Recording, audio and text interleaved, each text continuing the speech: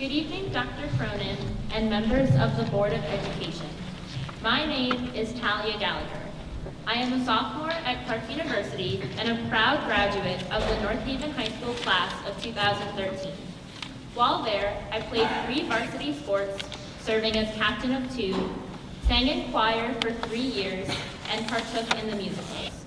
I am here tonight to present the petition I started, along with additional research on why we should change our mascot. The North Haven Public Schools mission statement says that it will collaborate with students, parents, and community to develop responsible, educated, productive global citizens that can thrive in an ever-changing world. Changing our mascot would be emblematic of that mission by allowing North Haven to participate in an ever-changing world. The mascot currently is a profile of the standard depiction of a Native American man with a feathered band and a braid. The symbol in itself is an appropriation of the culture of a people that have faced genocide, internal displacement, and a continuing history of being denied their rights and respect as human beings.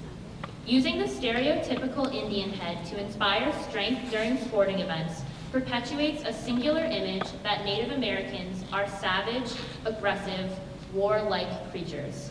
Their sacred religious symbols are often used in a manner that is deeply offensive to the spiritual culture they are made to represent. Some might suggest this petition and argument against the Indian mascot is unnecessary because we did not intend it to be offensive, and we are honoring Native Americans by having them as our mascot. However, even if this was done out of the purest intentions, the American Indian community at large has deemed Indian mascots offensive, hurtful, and have requested their removal. Those who are the subject of such honor should be the ones who determine whether or not it is honoring.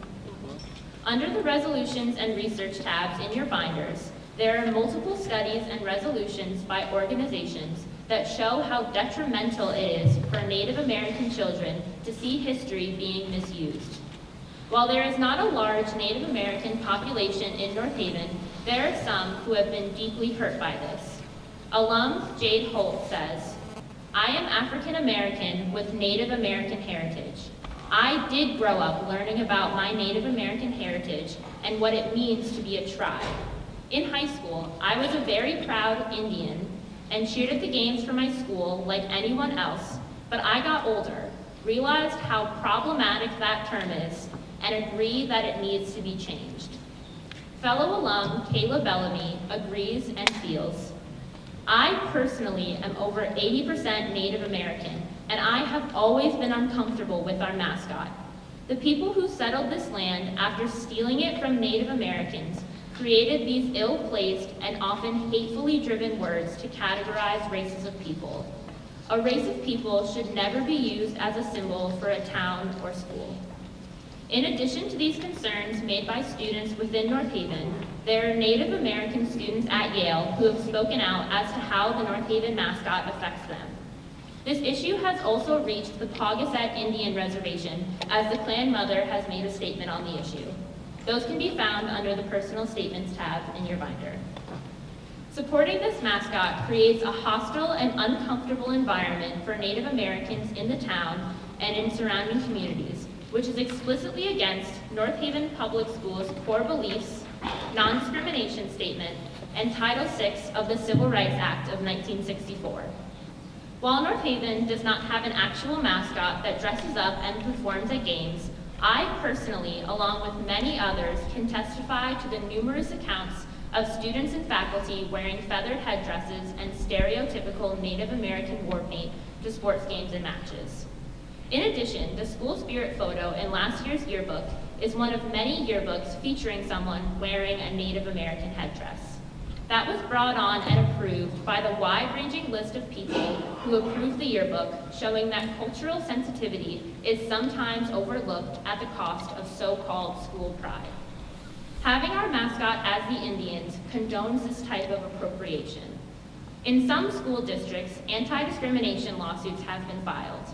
Such attention would have a serious negative impact on the town of North Haven from both a financial and an image standpoint. To be clear, this petition is not to attack anyone's beliefs or actions. Times have changed, and we must right the wrongs that have gone unnoticed and have been passively accepted for too long. Throughout my research and hearing people's reaction to my petition, there are 5 common counter-arguments made that I would like to address now. Number 1, this is just a matter of political correctness and is unimportant. The term political correctness is inaccurately used here. This is not a matter of politics, but human rights. Mascots have real damaging effects on Native people today. Dr. Pawardi from Indian Country Today says, "We are trying to prevent stereotypes from happening, but with these mascots and caricatures, the image is negative. That is what they send out. The children are impacted by those symbols. I rarely see positive, good stereotypes in mascots. Even positive images of Native Americans still have detrimental effects to Native students' capability to thrive in school and self-esteem overall, according to Dr. Stephanie Freiberg, Associate Professor of American Indian Studies and Psychology at the University of Washington. That specific study can be found in the Research tab. This is not an abstract conversation over semantics. It is a matter of people getting basic human respect and having the ability to succeed in society. To quote the report done by the National Congress of American Indians, found also under the Research tab, addressing the issue of harmful Indian mascots in the NFL and in other sports institutions is not a matter of political correctness. Instead, it is a matter of racial equity and justice and requires the courage of society to stand up against a perceived accepted norm and overcome racism. Number 2, how are Indians any different than the Celtics, Fighting Irish, or the Spartans? For starters, none of these groups categorize an entire race of people. These are ethnicities or positions designated in society, which does make a difference. The Fighting Irish, made popular by Notre Dame, was developed in a predominantly Irish community. That mascot was chosen to represent those actually living in the community. From my understanding of the development of the Boston Celtics, they follow a similar history. A leprechaun represents the Celtics and Fighting Irish, which is an imaginary figure. The same cannot be said about the North Haven Indians. The Spartans were a group of warriors that no longer exist. They only exist in the stories and texts written down or spread orally. This is not true of Native Americans. While a large amount of their population was wiped out from genocide, they are still alive and real people. Using the Indians as a mascot creates the idea that they are only a memory frozen in history. The Indians as a symbol is a unique and specific example within mascots of a larger context. Number 3, making our mascot as the Indians is an honor to this group of people. Most Indian mascots were made without consulting Native Americans in the area. They were the summation of stereotypes brought forth in the rhetoric of both history and media told by the European settlers and passed down through generations into contemporary culture. All tribes have their own unique practices, beliefs, and attire. The tribes basically existed and still exist as separate nations. To use the blanket term of the Indians washes away the rich and deep history of the tribes. At large, the Native American community does not recognize Indian mascots as a sign of respect, no matter what the depiction is. It should be put in the hands of those meant to be honored to choose what does and does not respect them. While there are those within the Native American community that are not offended and see this as an honor, it is important to reiterate that the majority of the Native American community are offended and harmed by any Native American mascot.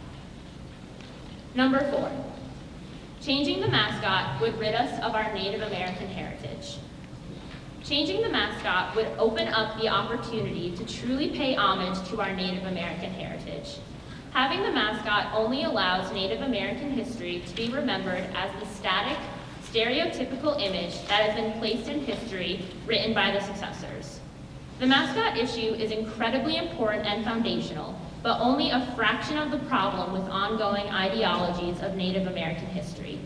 It is time to give a voice to Native Americans by dedicating time and resources to to teach students the holistic picture of the Native Americans on a national scale and unique aspects of the tribes in this area. Where sweeping curriculum changes can be difficult, this can be accomplished by having programs and workshops within schools and adding different perspectives to Thanksgiving and Christopher Columbus Day.